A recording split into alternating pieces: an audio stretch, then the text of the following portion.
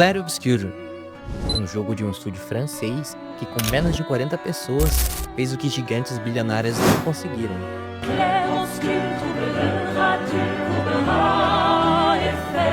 Lembrar o mundo do porquê a gente ama videogame. Há cerca de um ano atrás, o diretor da Larian disse que o próximo GOT viria de um estúdio pequeno, apaixonado e que colocava o jogador acima do lucro. The Oracle told me that the Game of the Year 2025 was going to be made by a studio who found the formula to make it up here on stage. It's stupidly simple, but somehow it keeps on getting lost. Studio made their game because they wanted to make a game that they wanted to play themselves. They created it because it hadn't been created before. They didn't treat their developers like numbers on a spreadsheet. They didn't treat their players as users to exploit. And they didn't make decisions they knew were short-sighted in function of a bonus or politics. They knew that if you put the game and the team first, the revenue will follow. Clair Obscur surgiu do desejo de um ex-líder narrativo da Ubisoft, um desejo de criar algo novo e original, algo que foi completamente abandonado por empresas como Ubisoft, Activision e a EA, onde o lucro vem acima de qualquer coisa.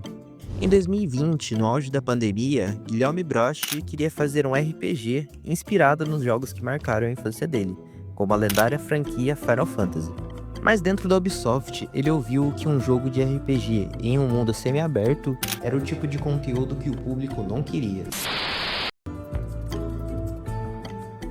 Então ele fez o que dava, saiu da empresa e começou o projeto sozinho, pedindo ajuda em fóruns e principalmente no Reddit.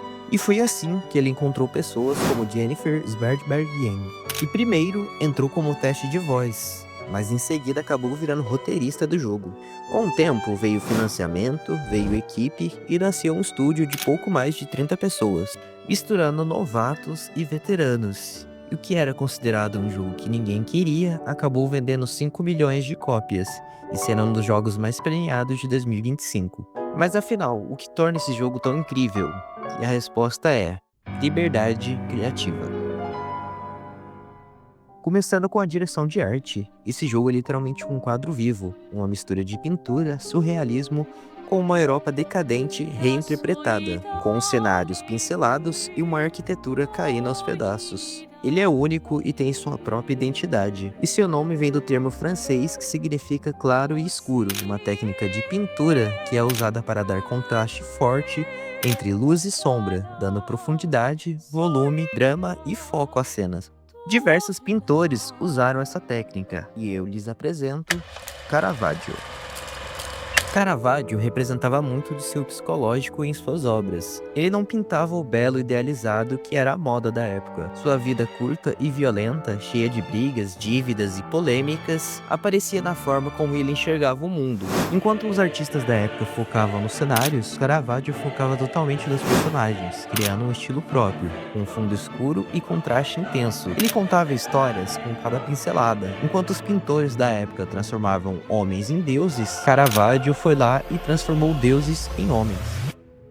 Sua vida foi tão intensa quanto sua arte. Ele ganhou prestígio, mas também ganhou arrogância. Comprou briga com diversos pintores, entrou e saiu da cadeia, acabou envolvido em um assassinato, a ponto do Papa intervir e prometer que quem trouxesse sua cabeça teria uma recompensa. Caravaggio então fugiu por diversos países da Europa, até que o cardeal Scipione Borghese prometeu perdão a ele se ele pintasse para o Palácio Borghese. Caravaggio então aceitou, produziu diversas obras e partiu para entregá-las. Mas no caminho, ele é preso por um policial que o reconhece, e sem saber que ele seria perdoado, ele o prende. Caravaggio acaba perdendo o navio de transporte e tenta alcançá-lo a pé, atravessando terras devastadas por malária. E por conta disso ele adoece e passa fome. Quando ele finalmente chega ao porto de Arcolé, ele desmaia na praia, é levado ao hospital e morre aos 39 anos. Mas suas pinturas chegam ao Borghese, e quando Scipione abre a caixa, ele encontra uma obra intrigante. É Davi segurando a cabeça decepada de Golias, e a cabeça de Golias é o próprio Caravaggio, e uma mensagem clara. Vossa Santidade, ouvi dizer que quem trouxesse minha cabeça teria uma recompensa. Aqui está a minha própria cabeça. Terei minha recompensa? Scipione provavelmente riu e disse, tarde demais. Então, além de Caravaggio ter sido uma das maiores, se não a maior referência do estilo claro e escuro, ele prova uma coisa simples. Grandes obras nascem de visão e coragem, e não de fórmula. Caravaggio não seguia tendências, ele criava, ele quebrava regras, ele mudava a iluminação e deixava que as sombras tomassem conta da cena. E quando todos diziam que aquilo era errado, ele ia lá e provava o contrário. E justamente por isso, ele virou eterno. Expedition 33 faz o oposto, ele aposta em estilo, identidade, direção artística e risco. Exatamente como o Caravaggio fazia há 400 anos atrás. Se a direção artística já te prende no primeiro contato, a narrativa faz você continuar do início ao fim. Então vou dar pequenos spoilers do início do jogo, mas nada que estrague a sua experiência. Clair Obscur não tenta reinventar a roda, ele te entrega uma história que funciona porque é humana, direta e pesada. O mundo gira em torno de uma contagem regressiva, orquestrada por uma entidade maior, gerando um ciclo inevitado que todos temem, a morte. A história não perde tempo tentando explicar tudo, ela permite que você descubra isso aos poucos. E isso, meus amigos, é sensacional. No começo da minha gameplay, eu ficava tentando entender o que estava acontecendo naquele mundo, onde estavam os outros países, que perigos existiam no continente e como seria a expedição. Logo de cara, somos apresentados aos protagonistas, Gustave e Maëlle. Gustave funciona muito como o irmão / pai da Maëlle, que é órfã por conta do Gumage, um evento anual criado pela Artífice. Ela pinta um número enorme no monólito, e todas as pessoas com aquela idade ou acima dela desaparecem instantaneamente, virando pó e pétalas. É muito fácil você gostar dos dois rapidamente. Enquanto Gustave se prepara para uma jornada sem volta, ele tenta manter a normalidade dos seus últimos momentos na cidade, visitando a sua amada Sophie, antes que a mesma seja eliminada pelo Gumage. E isso já define o tom da história, melancolia misturada com beleza e urgência. São todos tentando sobreviver ao inevitável.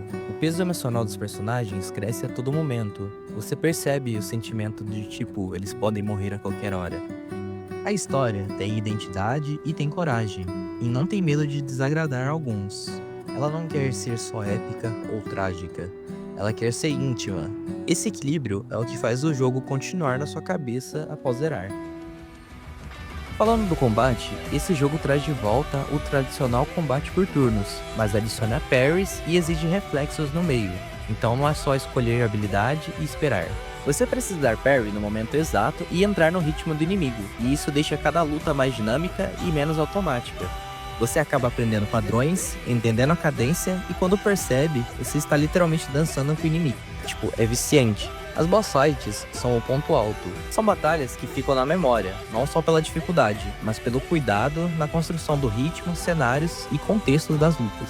Por fim, a trilha sonora acerta exatamente no tom do jogo, e é uma das melhores trilhas sonoras que eu já ouvi na vida, variando do épico, melancólico e elegante, que acaba combinando perfeitamente com o universo desse jogo.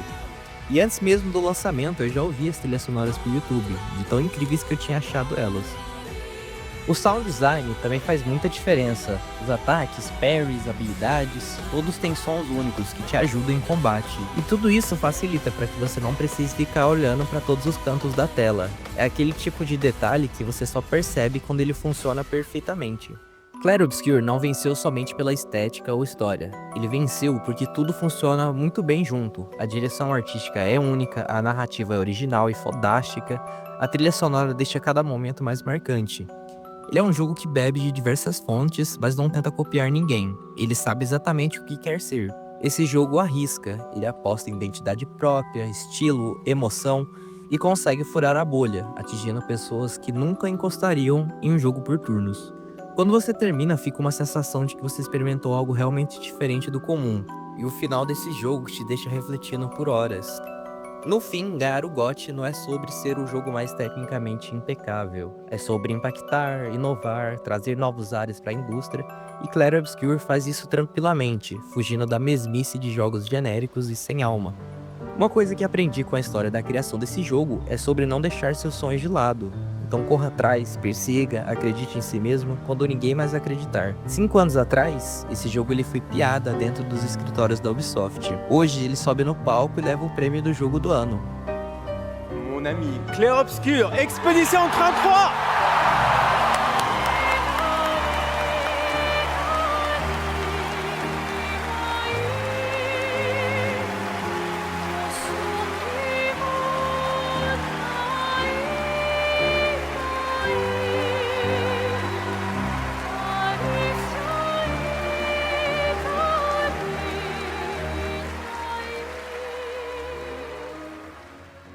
E isso só aconteceu porque pessoas inconformadas com a realidade decidiram arriscar tudo para fazer o que amam e viver do que acreditam. E aí galera, esse foi o primeiro vídeo do canal, então se você curtiu o vídeo, deixa o like, comenta o que você achou de Clair Obscur e se inscreve aí, isso me ajuda a continuar trazendo mais conteúdos assim. E se você não jogou essa obra de arte ainda, tá esperando o quê? Valeu e até mais!